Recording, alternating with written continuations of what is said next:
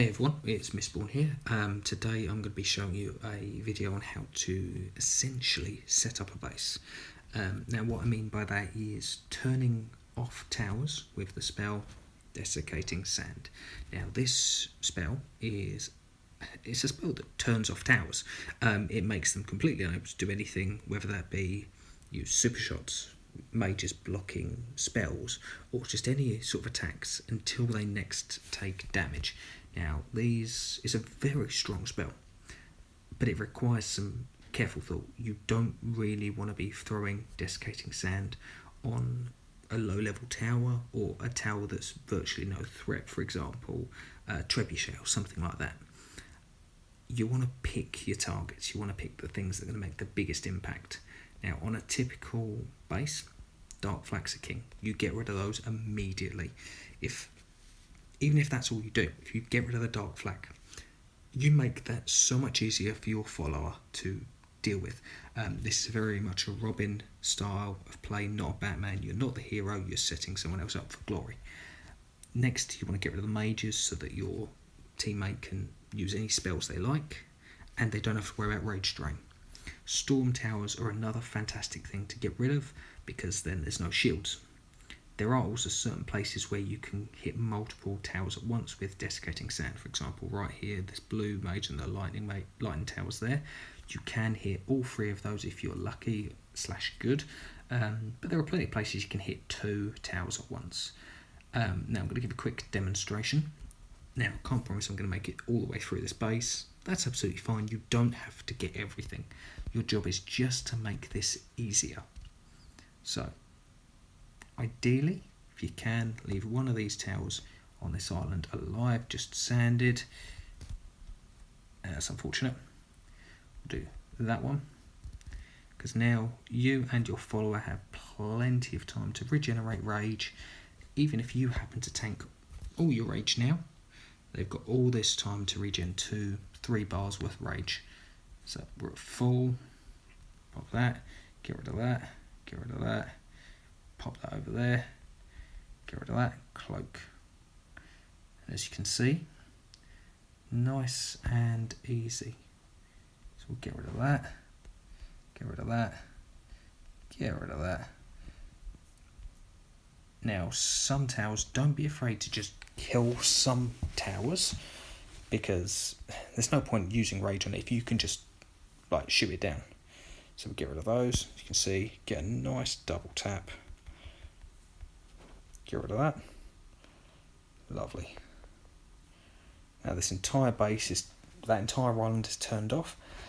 If you think you've got the damage to take out a tower, by all means do. But if you're not sure, play it safe. Don't risk hitting a tower if you're not sure you can take it out, because then you're just potentially leaving a low health, damaging tower for your follower to deal with, which is not what you want. You want to be able to just fly straight through without a care in the world. Now, this is a base, 80, 90 levels above me. And look at this. We have Ice Tower turned off. That turned off. That turned off. These two turned off. Everything there turned off. And everything damaging there turned off. So I can literally pick Ember, level 1 Ember, nothing special, and just fly straight through and death gaze everything. This is a fantastic tactic for war, because it limits what super shots your enemies can do. And if you play it smart, you can really make this work. What you want to do is, again, just manage rage. It's always worth leaving an odd tower dotted around. If they've got a long base, have something dotted around every now and then, just so you've got time to generate rage if you need to. You may not need to, but there's always worth taking that little bit extra time than risking, oh, I'm out of rage, damn it, now I'm out of the game, because you've used 2 dragons in a war. Like that. Nice and easy. Be a little bit careful with some towers. Some will sneak a little tick of damage in if you're unlucky. It happens. Sometimes it's safer to use things like Enki that can take a small hit rather than anything else, but you work with what you got. Boom. boom. So that is a base 90 odd levels above me, taking out 2 dragons. If you've got a strong teammate, you can even make their war runs a lot easier by going first and just making it easier for them. You turn off half the towers, or just their most damaging towers, on their kill island, and you've just made the base substantially easier. Now, we've talked about how you set up a base and what you do, focusing dark flags, mages, storm towers, focusing on trying to hit multiple towers at once, being rage efficient. Now, if you're a follower, what do you need to look out for? What do you need to do? If you see your teammate starting up a fight with desiccating sand, how do you follow that up?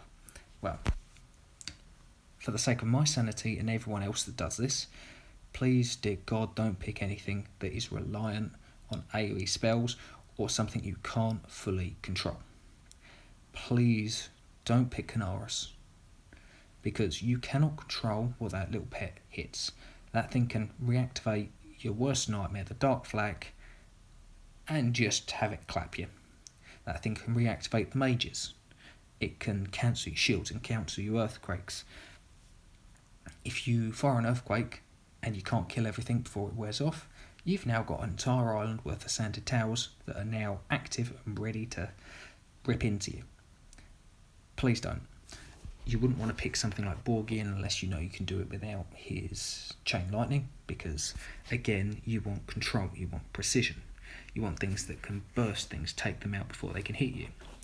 Neptus, his tidal surge is fantastic. It's a very high powered single target hit that is very likely to kill whatever it hits. Avix is reasonable because he's got very, very high damage with his Talon Frenzy, and you can use it to just burst things down, and only burst things you want. Ibring be useful as well. Mine's not particularly high level, but when he is, you can use Chaos, which is a fantastic ability that essentially triples your damage, and you can just burst towers. Rysar, Galvanic Overload. These are, again, does a lot of damage and can take things out quite easily. Anything with Death Gaze, Enki, Ember, Bolt, anything like that. You'll notice most of these are hunters, and that's because they usually have the most precise damage. They've got stuff that you can pick a target and go, you're gone. Sorcerers can have things like Umbral Spike, but you want to be very careful with sorcerers. Everything about them is AoE. Their attacks swipe it across and hit 3 things. Their spells, Fireball, Thunderbolt, Spell Flux, things like that. Yeah, you may kill your target, but you've got a good chance of reactivating anything you don't kill. Warriors can work. The issue is they rarely have burst. You can sand the Dark Flag, and then a warrior points at it and then takes 2-3 seconds to kill it. During that time, that tower is now active. If you have a warrior, sorcerer, or whatever that can do a substantial amount of damage before the tower reactivates, by all means do it. Absolutely, you do that. However you want to play, do it. But please, please, please, for the sake of anyone who uses this strategy's sanity, don't make it any more difficult than it needs to be. You might not like hunters, but if someone sanded the entire base, throw an Enki in there, throw an Ember, throw an Avix, throw a Rysar, or throw something with Umbral Spike. Just anything with single target damage that you can control, because your teammate will thank you, and it will just work. But honestly, that's all I've got for you today. Just in quick summary: setting up a base, desiccating sand, focus on Dark Flags, mages, storm towers, and then anything you can hit multiple towers in one go. Followers, single target controlled damage, preferably burst or anything like that, so that the tower goes from deactivated to dead before it can do anything. That's all I've got for you today. If you have any questions, please do let me know. There'll be a video of me running Necrix on, I think it's level 240 base, and getting 80% with 2 dragons, just to show you how high you can hit. That's 100 16 levels above me. Please do have a little watch, have a look at what I did, have a look at what I did wrong, because none of these are perfect. You will make mistakes. Even imperfect, setting up helps. Have a practice. It's a fantastic strategy. Give it a go. Anyway, that's it for me today. Have a lovely day, and I'll catch you guys next time. Bye-bye.